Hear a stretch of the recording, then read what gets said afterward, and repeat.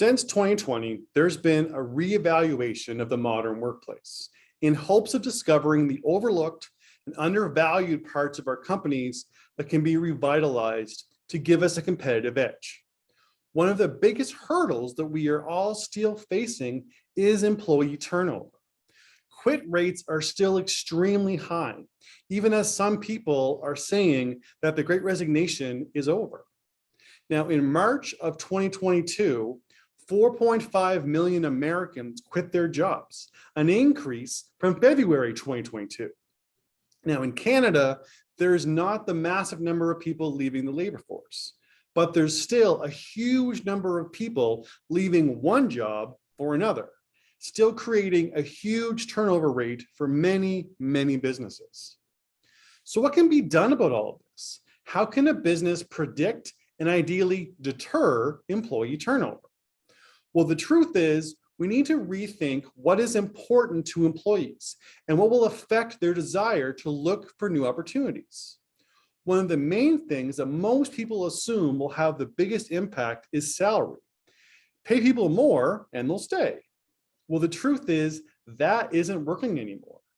In fact, according to MIT, when it comes to predicting a company's employee turnover rate, culture is 10 times more effective than compensation. In fact, organizational culture is the largest factor in predicting and preventing employee turnover. And 81% of employees who leave their jobs cite dissatisfaction with the work environment as the major reason they started looking in the first place. So, what is organizational culture? Well, put simply, it's the norms, the values, and the general environment of the workplace. It is largely affected by communications in the workplace, both official and unofficial. It's something reinforced every day by the personal interactions and the official responses from the organization. But the truth is, it's actually the unofficial communications and the interpersonal interactions that have the largest impact on the environment, the feel of the workplace. How comfortable and connected people are to their jobs, their coworkers, and the company. Now, leadership has a huge impact on defining the culture of the workplace, how they handle conflict, how they make employees feel, how relaxed or tense everyone is as a reaction to them, and how they respond in times of stress or joy. Many leaders understand how important culture is to the success of the workplace. And a lot of organizations try to intentionally set a workplace culture that they could use to attract and retain talent.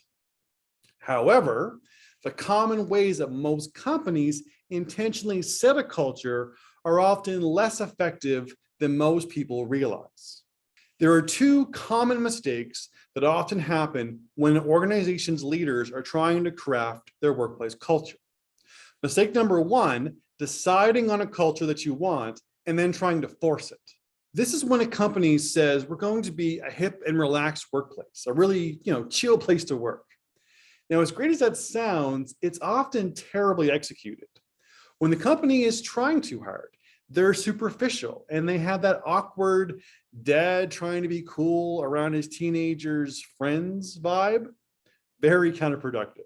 Often this mistake happens when a company has a weak or poor culture and tries some quick rebranding to change the perceptions of their workplace. But ultimately, when you try and force a culture, you just come off as inauthentic. It often comes across as you're trying too hard, but really you're not fooling anybody. It's kind of like when someone's trying to be funny, people see right through it. And mistake number two, say it and it's true, doesn't really work. A lot of organizations think their culture can be fixed with a really great mission statement and a PR campaign.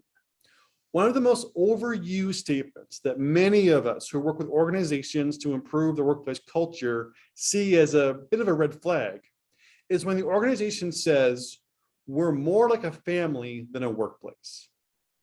A lot of companies pay a lot of lip service to their workplace culture. And a lot of employees do not agree with the official position from the company that they're really like a family.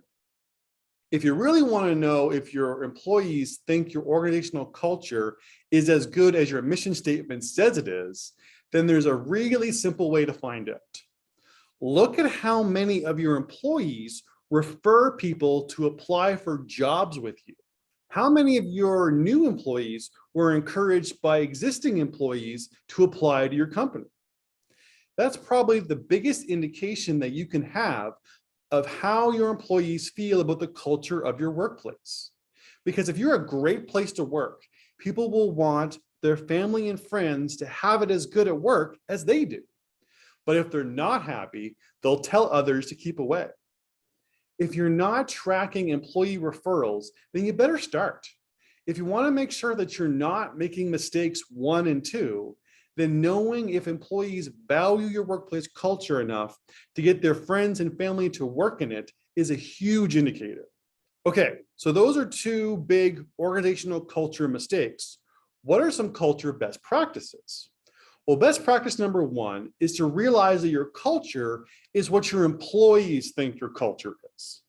Your culture is not what you say it is, it's what the employees feel the culture is like. Now, feel is a word that often loses credibility with many business leaders, as if it's something touchy-feely. But feel is about what they sense instinctively. What should they sense about the workplace? Are they often in fight or flight? Do they feel like they belong? Do they feel like they need the posture to avoid being dominated? Do they feel like they can relax and be themselves? So organizational culture is how employees feel day to day, when they show up, when they leave, when the office calls them, when they have to have a tough conversation.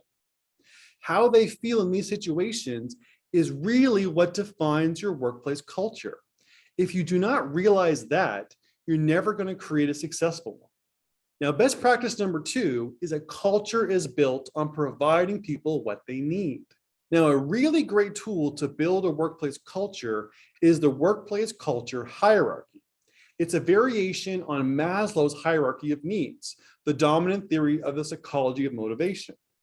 The workplace culture hierarchy is your guide to building a culture on a strong foundation that provides employees what they need and allows them to truly connect to their workplace and the people in it. Now, to learn more about the workplace culture hierarchy, I'll put a link to a video explaining it at the end of this one. So be sure to like, comment, and subscribe to stay engaged with us. So to recap, if you truly want to understand organizational culture, you need to understand that it's not about a mission statement or how you promote your employer brand. Culture is built on the environment created by everyday actions and how instinctively people feel when they are in the workplace. Make people feel safe, respected, included, and engaged. And that is the culture that will define your workplace. Until next time.